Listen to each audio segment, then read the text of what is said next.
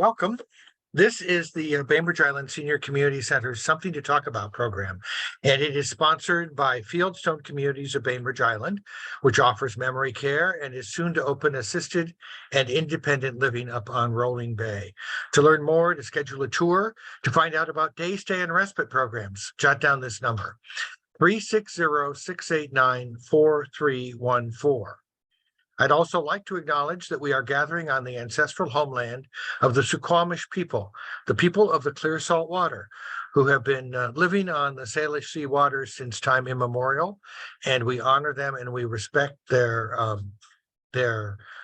hospitality, and we are grateful for it. Today, I'm Reed Price. I'm the director of the center, and today we're going to be talking with Michael Carson, who is the manager of the Peninsula 211, if I've got your title right, Michael, which is 211.org, is a service that is available to all of us, and it's around the whole country, but we have a service that's directed on activities here on the peninsula, here on Kitsap County, Mason County. Well, Michael, you can tell us more about the scope of 211. You're with United Way, is that right? That is correct. So we started out, well, it started, I believe, in Washington around 2006, and I believe my predecessor, Kelly Schwab, was heading it. He, before that, had also headed the crisis line, so the mental health crisis line, for a number of years, and he took on 211, and they were running it out of Kitsap Mental Health Services in Bremerton. And I think, so they were kind of doing both things at the same time, which I imagine was quite a challenge. And a few years ago, they moved to the United Way of Kitsap County building in downtown Bremerton. And I started around, I think, April, right before the pandemic hit. So that was an interesting time to come on to the team, and it was additionally interesting because 211 was chosen to run the COVID hotline for the state, and so we were responsible for taking calls about all kinds of pandemic-related issues, and as I'm sure all of you are familiar with, it was, interesting, bumpy road, especially in the beginning. Yes. So trying to navigate that and try to help people and advise people on how to handle just all kinds of situations was an interesting challenge. Yeah, especially when we didn't know the answers. Right. So I had to try to come up with the hopefully best thing to say in the moment when, not only did we really not know a lot about things or what was happening in the beginning, but, then we were learning stuff constantly. So what we were recommending was changing. So it was interesting. It was difficult for everybody, and I'm sure being the answer man or answer woman was really tough during a time when there were no clear answers. So that is essentially what 211 is a place to go to try to find either an immediate answer or maybe a direction, a support. It's like a directory for our region. Is that right? Yeah. So we're an information and referral service. I think it's in all, if it's all states are covered by 211. I think even would be part of Canada and whatnot. But in Washington specifically, there are 7 different regions that are kind of split up between different call centers. And the Peninsula is 211, which is what I'm the manager of. We cover Kitsap, Mason, Jefferson, Clallam, Grays Harbor, and Pacific counties. I think it's over 400,000 people, I believe. And And so we take calls on just a whole variety of things, including, and a lot of the calls tend to be basic needs like housing, energy assistance, food, uh, you know, healthcare, all that type of stuff. So Yeah, and for quite a wide region. So it seems to me like, well, one thing is 211 is the phone number, like you can call 911 for a pressing emergency, or I guess now 988 for mental health crisis. If you have questions for information and referral, you just dial 211. You also have a website. yeah, so and I'm glad that you mentioned 988 because that is a fairly new number that's for the mental health and addiction crisis line. But yeah, 211, which I admit I didn't know about until I started working there. And a lot of people I speak with are still not aware of us. But yeah, it's just anyone can call for any type of need, non-emergency need. So if someone does call us and it's an emergency or crisis, then we'll direct them to the appropriate emergency number, whether it is 988 or 911. And so we do have a website. It's wa211.org or wa211.org.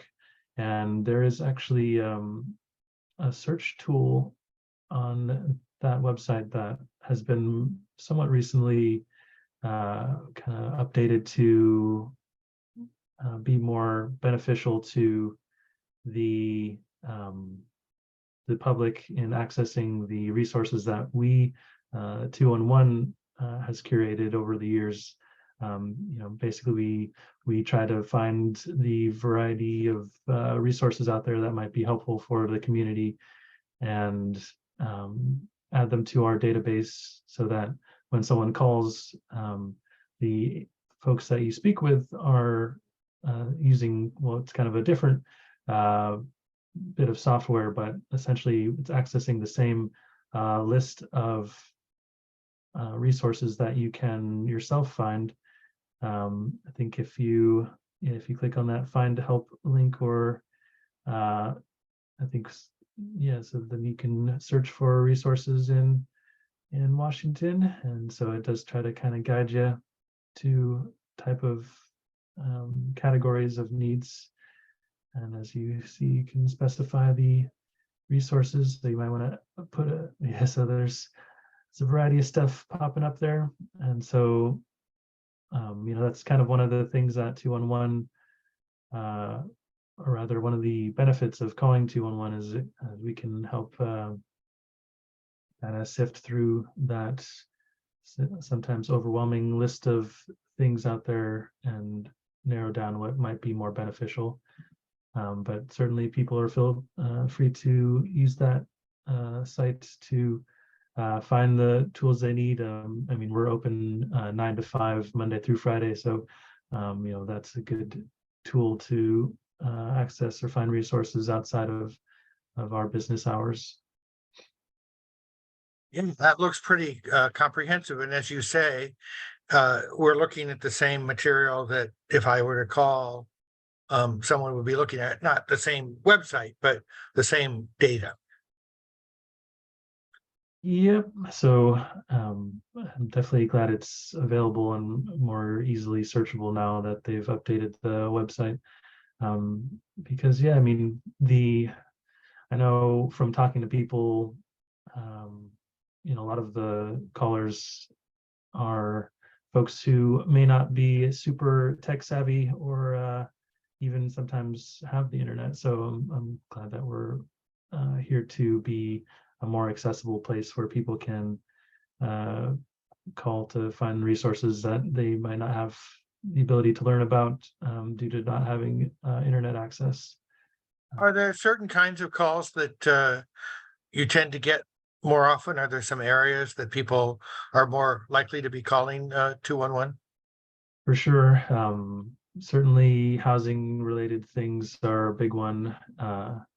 Like whether it's someone's unhoused and they're looking for a place to stay, or they're fallen behind on rent for various reasons.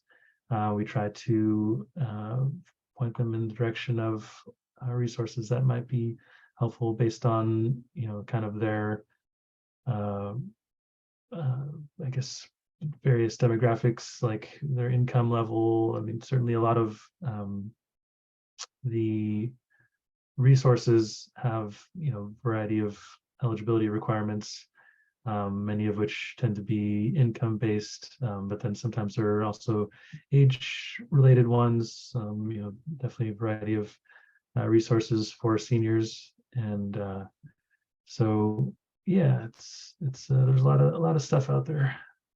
And do you find that you're able to at least give some guidance in most cases? I know that when you talk about something like housing, we get a lot of calls here at the senior center, senior community center about what can I do? And I have some understanding about, what's available through Housing Kitsap or Housing Resources Bainbridge and what steps you might want to take. But it's challenging because the answers aren't always there. Yeah, that's like one of the toughest parts of this work is, 211. We unfortunately, don't provide direct assistance. So uh, sometimes, there just aren't resources for whatever the particular need are, or the person's already, contacted or attempted to contact a lot of the places that are the maybe only places that provide that type of assistance. So, knowing that, there's just maybe not something out there to help them is pretty hard, because, people tend to, uh, talk about some of the stuff they're going through, and a lot of the situations are pretty rough. And so you really want to help the person find some help, but it's sometimes just not possible. There are social worker supports in a number of organizations. So, I mean, that is definitely, at least if you're looking for somebody to help you to think through what the next steps or possible steps are, that's somebody you could refer somebody to. As you say, you aren't counselors at 211, you're information and referral folks. Right. And, if someone was, going through well, it seems like most people are going through a lot. But if it seemed like someone could benefit from speaking with someone, then I'll try to point them in the direction of, whether it's a uh, therapist, or if it's more of a crisis, like you mentioned, 988, or even if it just seems like someone could use someone to talk to. I know there's like the Washington Warm Line, and I think AARP has their Friendly Voice program that you can, just have someone to speak to, because we could all use that, especially when seniors, especially during lockdown. Yeah. That was a tough time for a lot of folks. Well, and people do have challenges with transportation, and as we age, the difficulty of not being able to, drive ourselves somewhere and depending on other people means that we have need for somebody to try to help us figure out what can I get delivered, or can I get some help with, in our increasingly technological world, connecting with people on Zoom. It is a blessing in the sense that I don't have to go to Port Orchard or Bremerton maybe to see somebody in the government who might be able to help. Um, but then I have to figure out how to master the technology or see where I can get access if, as you say, I don't have internet. Right.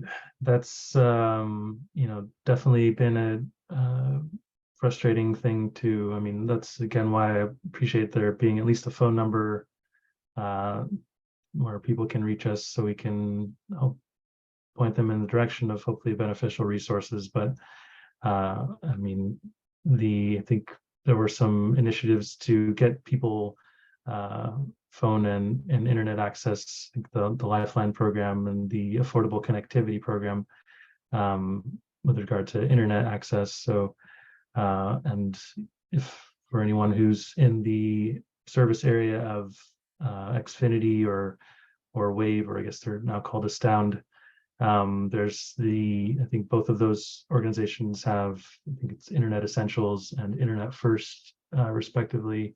I think they're $10 a month for their basic internet. So that's definitely something I try to make sure people are aware of, so that even because I would say 99% of the time the need is not having enough money for something, whether it is housing or utility bills or food or transportation or anything. It usually comes down to not having the funds to pay for it. So I'll often try to point people towards resources that, while they might not be directly associated with their initial reason for calling, they can hopefully reduce their monthly costs so that they can put that money towards whatever it is that's most needed.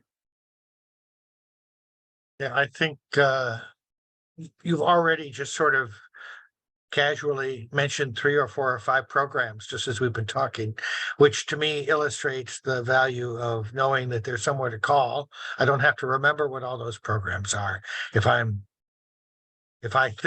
just heard something or get wind of something, or if I think there might be something, or even if I think there might not be something, I guess it's worth giving a call to ask. Yeah, I mean, you just never know. I mean, thankfully, Kitsap County has a decent number of resources, at least relative to some of the even lower populated areas like Pacific and Grays Harbor, where there's, it tends to be really tough when folks call from those areas, because there's just not as many things to refer people to. So it certainly can't hurt to give us a call and see if there's something that we might know of that may be helpful. So definitely encourage that. So how is 211 funded, and what kinds of ways can obviously we can let people know about it as a way of support, but are you using some federal and state money to help with the underwriting of your program? Yeah, so there's funding from a variety of sources like United Way. I believe there's United Ways in most of the counties, and so there's some contribution from those, I think primarily of Kitsap County, and of course they also host us, which is really appreciate that a lot. And there's also some federal resources or sources of income, like the basic food outreach program. We receive some funding from, and I guess on that note, I should mention that one of the things that 211 does is we can help people with their application for food benefits. So I don't know if you've called DSHS lately, but the wait can be pretty extensive, into the hours long, and sometimes you may get disconnected at the end of that 5-hour wait, which can put people off of even trying to get resources from them. And they have a range of programs which can be helpful, from food benefits to housing and caregiving, and just a number of different things that they oversee. And they're certainly doing their best to get to all the calls, and they're running into staffing issues like many places are. And so one thing that we assist them with, in addition to outreach to try to get the word out about food programs, is if someone qualifies for food assistance, and we can start the application process for them to prevent them from having to call at least the initial call. I think they still will have to call to do the interview part of the application, but at least we can reduce the call by one and get that process going. And same thing for the mid-certification reviews that you have to do periodically to maintain those benefits. That's a wonderful resource for folks. That's great to know. And if you're watching this and are thinking this is a valuable program and you'd like to support United Way in supporting 211, you can go to the website or other methods to donate, because it is there are nonprofit needs. Lena, you have a question or comment? I do. I came in late to class. Sorry, I came in late, so I missed the beginning with your introduction about this program. I've never heard of this program, so this is all new to me, but it sounds really interesting. So if I understand it right, and excuse me for my little laryngitis-y voice, 211 is kind of a hub of all the resources in our area to connect people to those resources. Is that correct, Michael? Yeah, so we do our best to seek all the variety of kind of resources, mostly basic needs related, but certainly covering all sorts of different things. Right. Mostly government, nonprofit type of thing. So we don't have like Safeway in our database, but places like Kitsap Community Resources and Bainbridge Helpline and that type of thing. And so we try to The nonprofits, find out what's there. Yeah, and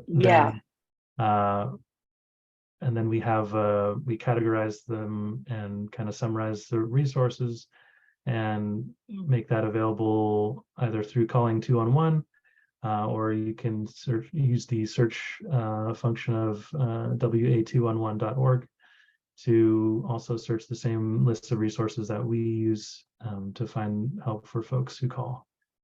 So, okay, so go ahead. No, I was just going to say that on Bainbridge, we have a community website called biresourcedirectory.org, which is put together by the Senior Center and Helpline and the library and Island Volunteer Caregivers and Kitty Moo or Peacock. Anyway, it's kind of a list of groups that we ourselves have referred people to.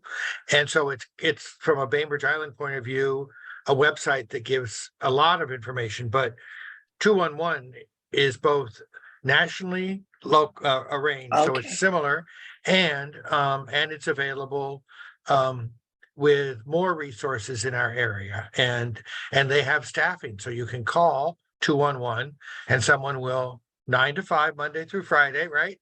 Answer the phone call and try to help you out with those questions. So in many cases, it's just a wonderful community service. I compared it at the beginning to 911 when you call when there's an emergency, 211 if you have a question you don't have an answer to, and 988, which is the new number to call if you're in a mental health crisis or need support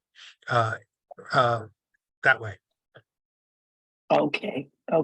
So Michael, 211, I kind of heard a little bit about you using the example of if somebody in the community needed food assistance and they were trying to navigate the state, the DSHS system, which, as you said, can be very complicated, right, and very time consuming.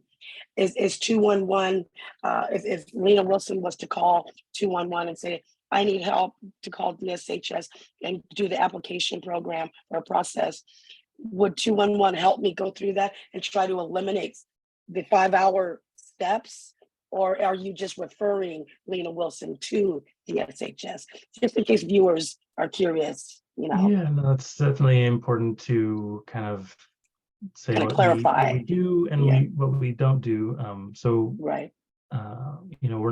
We don't do case management. It's pretty unfortunately we just don't have the resources to go and kind of go through. I mean, we can do if certain types of applications, like I said, food benefits we can help with. I have helped with applying for a few or helping someone with applications in the past. Generally, we'll just try to point people in the right direction Yeah. for where they can go for assistance, or if they do need like more intensive assistance like case management, or places that they can go for that. Normally, if someone does need more extensive assistance from DSHS, since those folks, like I said, there's a variety of programs that they run, and they're most trained on what the eligibility requirements are and whatnot. So I'll usually would have someone either call, or if they're able to go to the DSHS office in Bremerton, that's probably the best way to access their services. So we don't necessarily do much application assistance. I mean, mostly because unless someone is physically or cognitively unable to do the application, then they're probably the best person to do the application, unless they don't have internet access, which is kind of the main times when I've helped someone, is when there's like a online application for something and they either don't have internet access or aren't very tech savvy, so it just would be prohibitively difficult for them to do the application themselves. I wish that we could help more, be more involved in assisting people. We just currently don't have the staffing for that. I know that yeah, it's just not. It's a classic kind of nonprofit problem of like we want to help, but it's hard to have the resources to do as much as we'd like. If I don't speak English, or if that's not a language I'm comfortable with, are there other languages that you have people on staff that can help with? Yeah, so we don't know if anyone is. I think we have one person who's bilingual, but the primary way that we assist people who speak languages other than English is through an interpreter service that so yeah, they cover a huge range of languages. So anyone speaking any kind of language can give us a call, and if we don't understand them ourselves, then we can definitely get an interpreter on the line in a short amount of time. It sounds like an absolutely wonderful service, and I thank you for coming and talking to us a little bit about it on this pre-holiday Friday. Are there any things that we didn't touch on about 211, WA211.org or 211 that you wanted to make sure we got in here? So I guess the types of things that people often call about, that just to give people an idea of what type of resources are out there, are certainly things that are listed in your directory, but I'm guessing maybe people don't scour the directory for all the different things that are in there, though I would encourage people to do so, since it does seem like a nice list of stuff that's presented pretty easily, or easy to scan through. But certainly things like the main things that people call us about, which are like housing, whether to find housing, to pay for housing, to a lot of your demographics are seniors. So if you own your home and your income is under a certain level, you may be able to get reductions in your property taxes through contacting the county assessor's office. There's utility assistance, like especially energy assistance. You should think often KCR is one of the main organizations that is can help with applications for that. And there's transportation, including to medical appointments. People can call us for numbers to reach people who help with domestic violence situations. There's weatherization, which is helping like insulate your home, even if it's a place you rent. It's a free service that can hopefully help cut down on heating and cooling bills. There's healthcare assistance, whether it's signing up for health insurance or getting info about like Medicare or Medicaid. There's, like I said, assistance with getting phones or internet. We can point people in direction of like lists of caregiving facilities, or if people need help with like ramp building, or referrals to food banks or food pantries, I guess they're called. And and I guess on a food related note, definitely encourage people to look into the senior, let's see if I can get the acronym right, Senior Farmers Market Nutrition Program. It's very good, and that there's still money available for that. There isn't always at this point in the year, but if you talk to Meals on Wheels Kitsap, either come to the congregant site. They serve meals here Monday through Friday on Bainbridge at the senior center. There are applications that you can fill out, and there's still available money that you can use when you are purchasing fresh fruit and vegetables at the farmers markets. Yeah, it's an awesome program. Thanks for mentioning that. Thank you again. And yeah, you gave another list of examples of the reasons that you might want to call 211. And thank you for mentioning the VI resource directory .org as well. And if there's anything else that we can do for you, if we'll put up some little posters about 211 here. And thanks for spending the time, Michael. Yeah, thanks for having me. I appreciate what you do, and you guys take care.